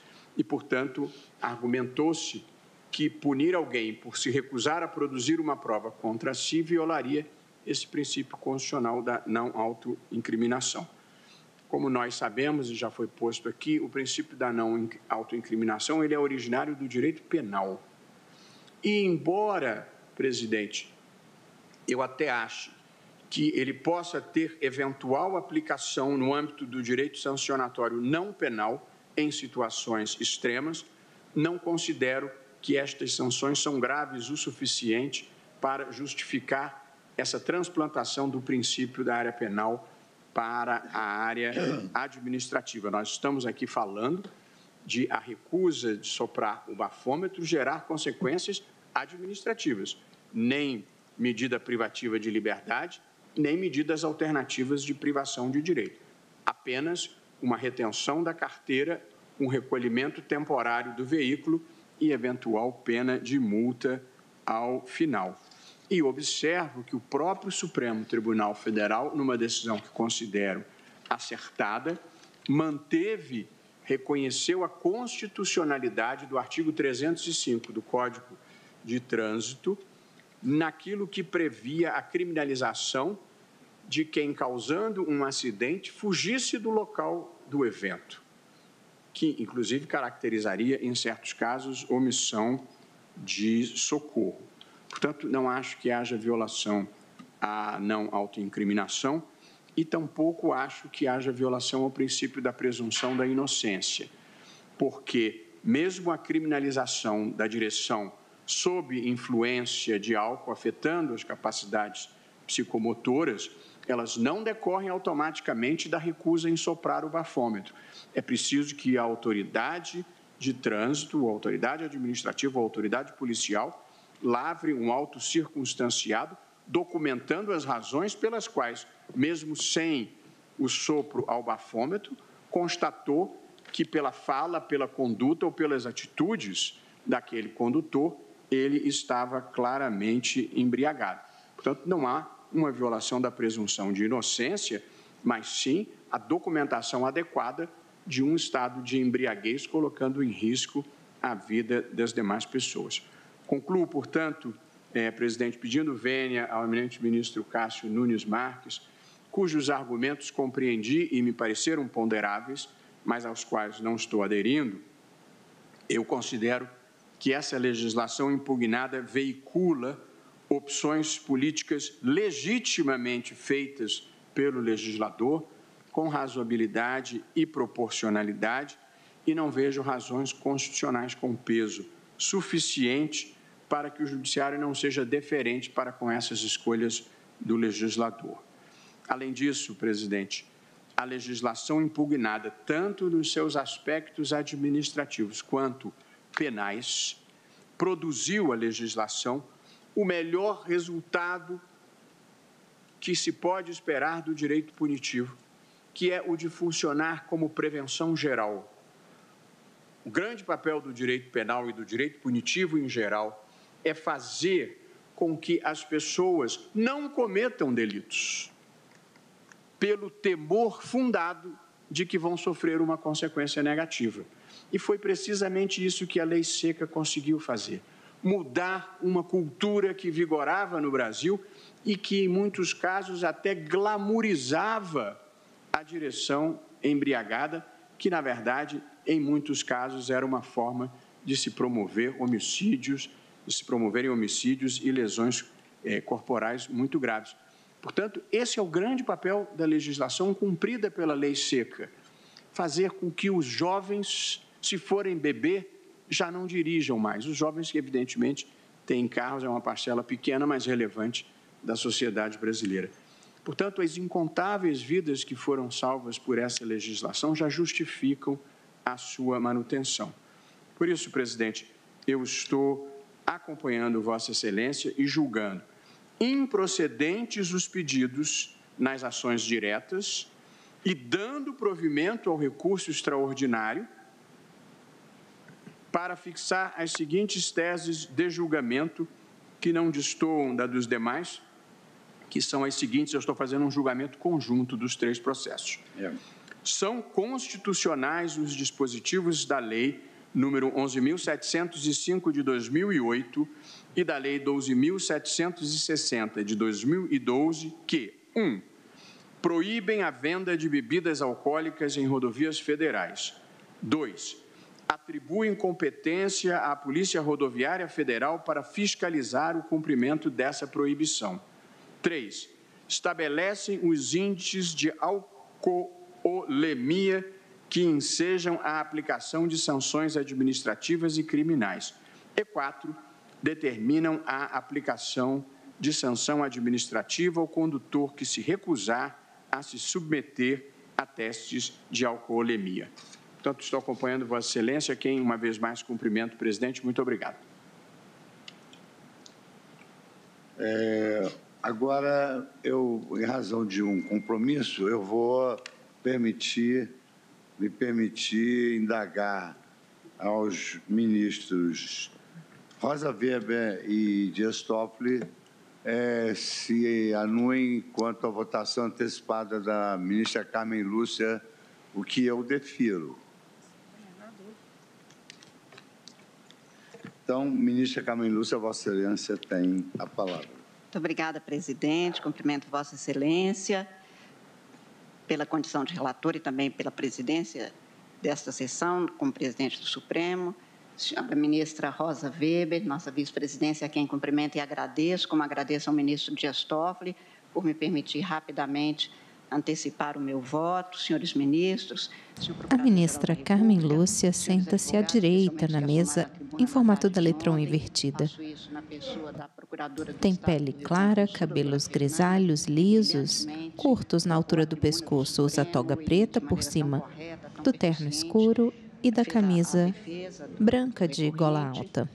Senhor presidente, eu farei juntada de voto, a causa está devidamente esclarecida, não apenas pelo voto de Vossa Excelência na tarde ainda de ontem, mas hoje pelos votos que trouxeram à lembrança o que aqui está posto, que é exatamente os temas referentes à repercussão geral, no caso do recurso extraordinário, e a pedido de declaração de constitucionalidade que foi veiculado nas ações diretas 4.017 e 4103. O que foi já arguído devidamente, presidente, diz respeito com a possibilidade ou não de haver, em primeiro lugar, a proibição que foi feita na lei da venda de bebidas alcoólicas nos estabelecimentos que estão à beira das estradas. E foi arguído quanto a isso o princípio da livre iniciativa e, portanto, aqui teríamos segundo o que se alega, uma dificuldade para se superar por uma restrição indevida da liberdade neste sentido específico empresarial. Eu estou acompanhando Vossa Excelência, fazendo a juntada exatamente dos dados, comprovando que esta escolha legislativa, a meu ver, não afronta, não desobedece o princípio constitucional, até porque a liberdade de iniciativa se faz exatamente tendo em vista valores maiores que a Constituição acolheu como princípios ou como regras, e neste sentido, portanto, o que havia, como já foi várias vezes aqui desde o voto de Vossa Excelência encarecido, era uma situação de fato que o Estado precisava de pôr cobro através de uma lei que foi discutida e solucionada exatamente nos termos que prevalecem, fazendo a lembrança de que tanto este caso, como no caso do que é questionado nas ações diretas, no sentido de que haveria uma exorbitância legislativa, na minha compreensão, com as vênias de compreensões contrárias, especialmente o que foi posto pelo ministro Cássio Nunes Marques, neste caso, neste sentido especificamente, não me parece aqui haver qualquer tipo de afronta.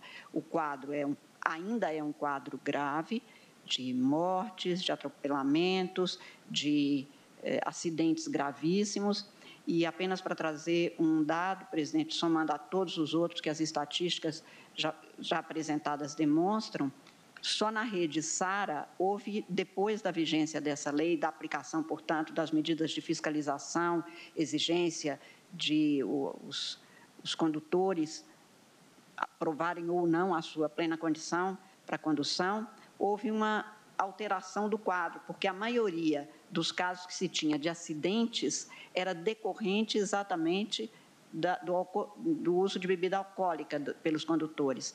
Depois da vigência da lei, caiu em mais de 50% só na rede SARA o atendimento destes casos. Hoje, o problema maior que se tem nesta rede, e que demonstra, portanto, e é um dado demonstrativo, é com relação a outro tipo de acidente, basicamente de motos.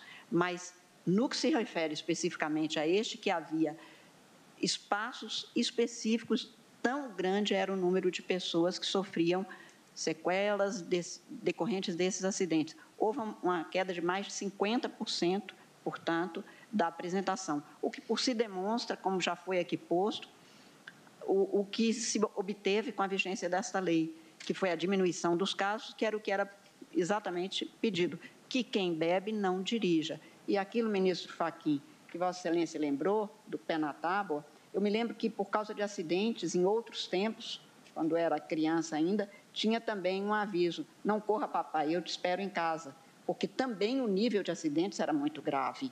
Então, este é um problema social e um problema que o Estado precisa realmente de acudir, porque é fora de casa que se projeta que acontece. E essa legislação, na minha compreensão, veio exatamente para dar uma resposta, e tem sido uma resposta eficiente, que não apenas, na minha compreensão, não colide com os direitos constitucionais garantidos da liberdade, mas a liberdade é sempre levada em consideração no espaço com o outro, e, neste caso, levava à morte de pessoas que, às vezes, trafegavam sem nem ter ideia do que tinha acontecido, e era colhido exatamente por esse tipo de comportamento. Então, eu estou, como disse, fazendo juntada de voto escrito, presidente, nos 3 casos, votando pelo provimento do recurso extraordinário para que se restabeleça exatamente a validade do auto de infração que foi lavrado nos termos e com base na legislação questionada, e no caso das ações diretas de inconstitucionalidade, estou votando no sentido da improcedência, mantendo-se, portanto, rígidas as normas que foram questionadas, acompanhando integralmente Vossa Excelência, aí incluída a tese por Vossa Excelência apresentada. É como voto e peço licença a Vossa Excelência para me ausentar, decorrente, como já tinha dito, de um compromisso neste horário. Tem toda a licença. Muito obrigada. Mais uma vez agradecendo a ministra Rosa e o ministro Dias Toffoli, especialmente pela condescendência. Muito obrigada. Passo a palavra agora à nossa vice-presidente para o voto, ministra Rosa Weber. Obrigada, senhor presidente. Cumprimento Vossa Excelência, inclusive pelo substancioso voto ontem proferido. A ministra Rosa Weber senta-se à esquerda, entre os ministros Edson Fachin e Carmen Lúcia. Da República. A ministra Rosa tem pele clara, cabelos louros, curtos e lisos na altura do pescoço. Usa toga preta por cima do blazer preto, com estampas em tons terrosos, blusa preta e um colar de contas comprido.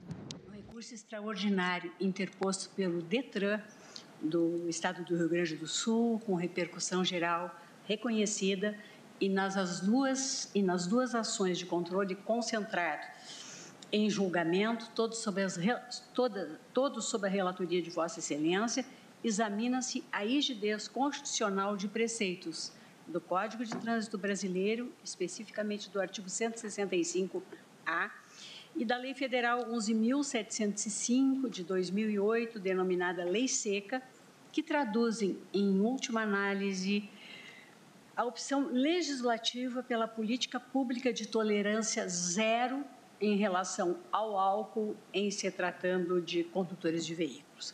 Trago o voto escrito, senhor presidente, que eu juntarei aos autos, em que acompanho na íntegra Vossa Excelência, mas, diante de tudo que já foi exposto pelos colegas que me antecederam e em benefício do tempo, permito-me apenas duas brevíssimas observações. Quanto à alegada inconstitucionalidade material da norma que estabelece a proibição da venda varejista ou oferecimento de bebidas alcoólicas para consumo no local, na faixa de domínio de rodovia federal ou em terrenos contíguos, enfatizo que também eu, em absoluto, diviso ofensa às liberdades fundamentais invocadas. Em pauta, julgamento de ações que tratam da venda de bebida alcoólica nas rodovias federais e se é constitucional a recusa do teste do bafômetro. Vota a ministra Rosa Weber, vice-presidente do STF. De modo a equalizar de forma proporcional o conflito dos direitos envolvendo, de um lado, a proteção à vida, à saúde e à integridade física das pessoas, em especial aquelas que utilizam meios de transporte em tais rodovias. E, de outro lado, o exercício das liberdades individuais e da autonomia privada. Igualmente inocorrente, na minha visão e com a devida vênia dos que pensam de forma diversa, violação da livre iniciativa, do livre comércio e da livre concorrência. A comercialização do produto, bebidas alcoólicas, repito, não é objeto de proibição geral e abrangente, fixadas apenas restrições razoáveis que visam, repito, a proteção da saúde do consumidor, limites aos quais estão sujeitas quaisquer atividades econômicas. Esse mesmo entendimento veio a prevalecer no julgamento da ADI 4351, da minha relatoria, na qual reconhecida a compatibilidade com o texto constitucional de lei estadual que vedava o consumo de cigarro e outros produtos fumígenos em ambientes fechados.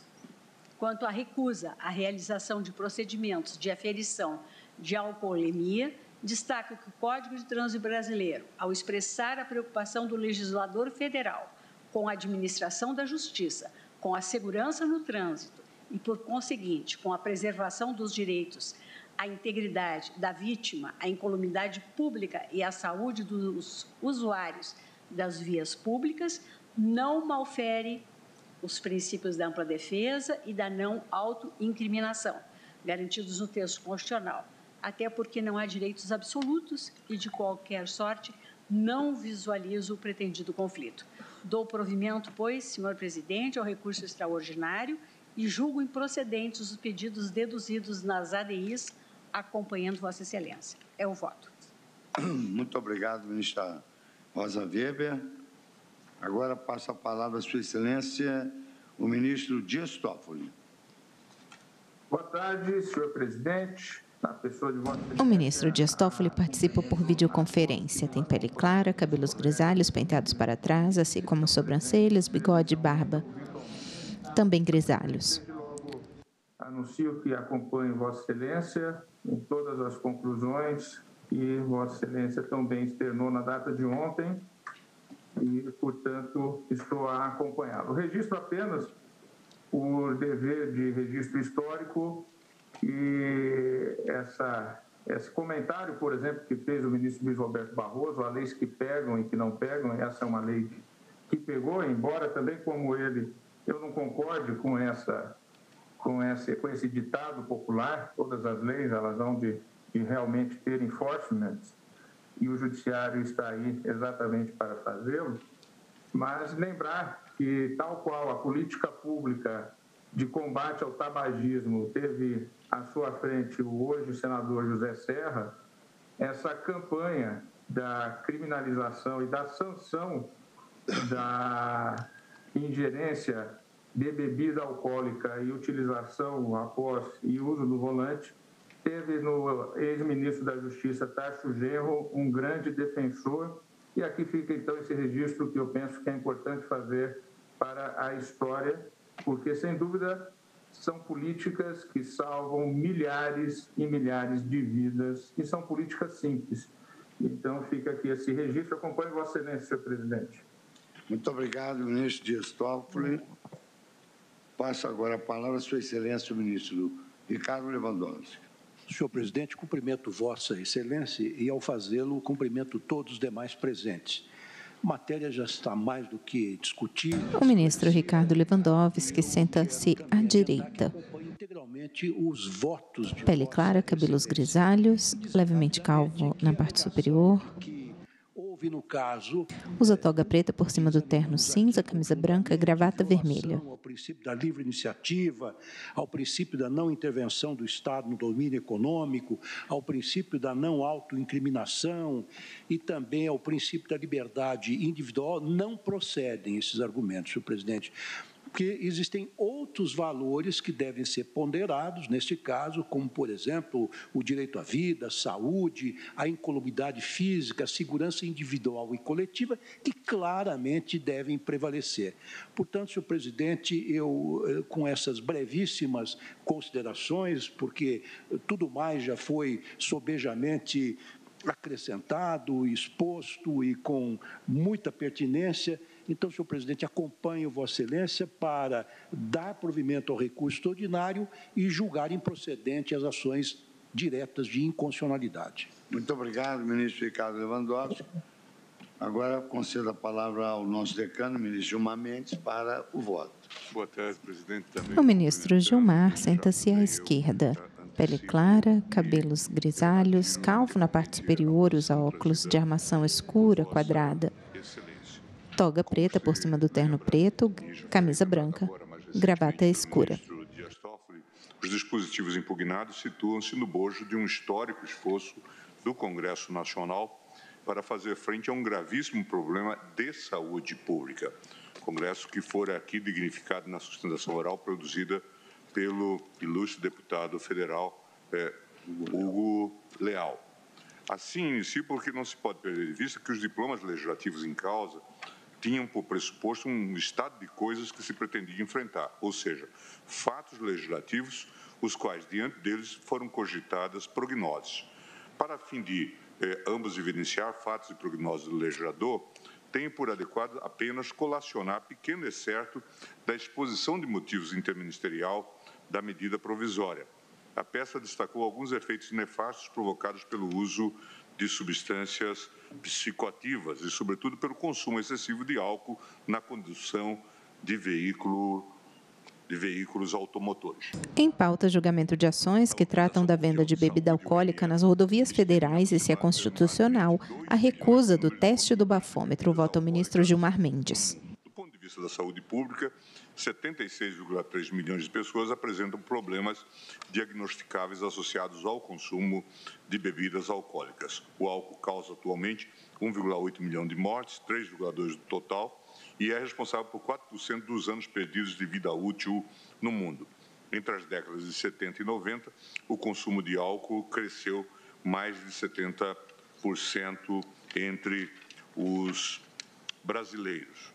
E aí fala do estudo da Secretaria Nacional Antidrogas, Senad, realizou em parceria com a Universidade Federal de São Paulo, e diz o seguinte: esse estudo de abrangência nacional detectou que 52% dos brasileiros acima de 18 anos consomem bebida alcoólica pelo menos uma vez ao ano.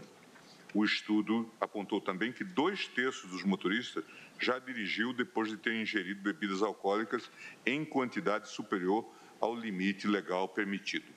Segundo o levantamento, 74,6% dos brasileiros entre 12 e 65 anos já consumiu bebida alcoólica pelo menos uma vez na vida. Outro ponto importante, diz ainda a exposição, é a pesquisa realizada em 98 por iniciativa da Associação Brasileira de Departamentos de Trânsito, a Bidetran, em 4 capitais brasileiras, Salvador, Recife, Brasília e Curitiba, o qual apontou que entre as 865 vítimas de acidente, quase um terço, 27,2%, apresentou taxa de alcoolemia superior a de 0,6 gramas por litro, índice limite definido pelo Código de Trânsito Brasileiro. Tal consideração inicial, presidente, de ordem fática, é fundamental para a aferição da compatibilidade da norma impugnada com a Constituição. Isso porque não se pode olvidar que, mesmo no chamado controle abstrato de normas, não se procede a um simples contraste entre a disposição do direito ordinário e os princípios constitucionais. Aprecia-se a relação entre a lei e o problema que se lhe apresenta em face do parâmetro de controle. Também, em relação à restrição de bebidas alcoólicas, eu também acompanho a posição de Vossa Excelência, digo o seguinte: com efeito, ao afastar a incidência de restrição à venda de bebidas alcoólicas em perímetro urbano, de acordo com a delimitação dada pela legislação de cada município do Distrito Federal, a legislação afastou diversos efeitos colaterais da medida restritiva, mantendo-se necessária e adequada aos fins a que se destina. Neste ponto, revela-se inverossímil sustentar que os fatos verificados pelo legislador, a venda de bebidas alcoólicas em rodovias, incentiva o seu consumo e, por desdobramento, a condução de veículos sob o efeito de tal substância seriam incorretos. Igualmente, mesmo quando em causa a avaliação de fatos legislativos de modo incompleto ou ausente, a melhor jurisprudência apenas pronuncia a inconstitucionalidade quando verifica que o perigo que ela pretendia evitar não indicava singularmente nem se revelava provável. Quanto à suposta violação à presunção de inocência e ao direito de não produzir prova contra si mesmo, eu também estou na mesma senda, relembrando inclusive o julgamento do RE 640-139 da relatoria do ministro Dias Toffoli, no âmbito do qual esta Corte assentou que o princípio constitucional da autodefesa não alcança aquele que atribui falsa identidade perante a autoridade policial, com o intento de ocultar maus antecedentes. Com esse apontamento, tenho que a impugnação pela inconstitucionalidade não merece acolhimento. Também quanto ao limite de 0 de alcoolemia na condução de veículo automotor, eu estou dizendo que, em relação a essa redução, registro que a política em questionamento apresentou como justificação na época pela necessidade de proteção, no caso, pela via do direito administrativo sancionador, da vida e da integridade física dos cidadãos, além de estar em sintonia com diversas legislações do direito comparado, que também lutam para suplantar o consumo de álcool no trânsito. Países como Itália, Alemanha, Paraguai, Uruguai, Indonésia, Emirados Árabes, Hungria e Eslováquia têm políticas de tolerância zero para o consumo de álcool por motorista. No âmbito penal, esta Corte possui vários precedentes em que a constitucionalidade do artigo 306 do Código de Trânsito Brasileiro foi tematizada, malmente sob o argumento de que sua configuração de crime de perigo abstrato poderia levar à inconstitucionalidade. No meu voto, teço alguns clareamentos sobre a arquitetura dogmática dos crimes de perigo abstrato e sua constitucionalidade no ordenamento prático, até mesmo para demarcar bem a distinção com a sanção administrativa em discussão. E, como resultado de tal enfrentamento, reforcei minha convicção pela constitucionalidade das normas em apreço, justamente porque estamos diante de uma sanção de natureza administrativa. Por isso, presidente, com essas brevíssimas considerações, com esse resumo, eu acompanho integralmente Vossa Excelência para dar provimento ao recurso extraordinário, para reformar o acordo resolvido, estabelecendo o auto de infração, inclusive quanto à fixação da tese em regime de repercussão geral. Quanto às ações diretas, conheço-as para julgar seus pedidos improcedentes, assentando a constitucionalidade do artigo 165-A do Código de Trânsito Brasileiro.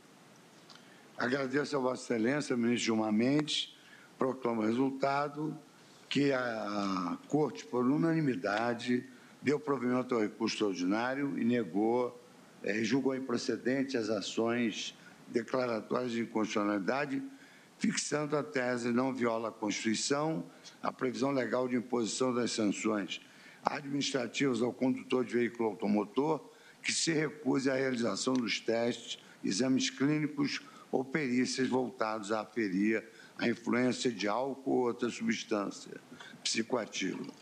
Entre parênteses, artigo 165-A e artigo 277, parágrafo 2º e 3º, todos do Código de Trânsito Brasileiro. E esse é o resultado unânime da Corte.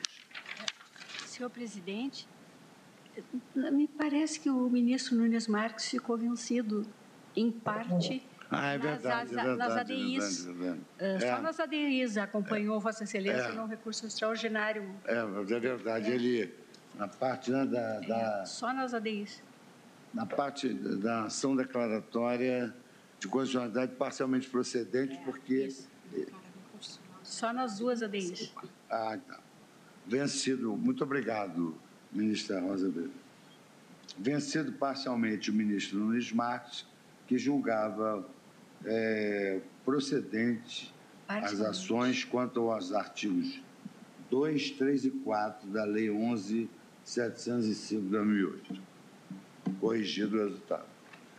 Senhores ministros, senhoras ministras, eu não concedi o intervalo exatamente porque muitos têm o compromisso solene da posse no Tribunal Superior do Trabalho. Então, vamos iniciar nossas audiências já um pouquinho fora de hora e eu vou declarar, então, encerrada a sessão para nos permitir a presença na posse e a realização das audiências. Estou agradecendo a colaboração de todos os ministros, advogados e de todos os colaboradores. Eu declaro encerrada a sessão.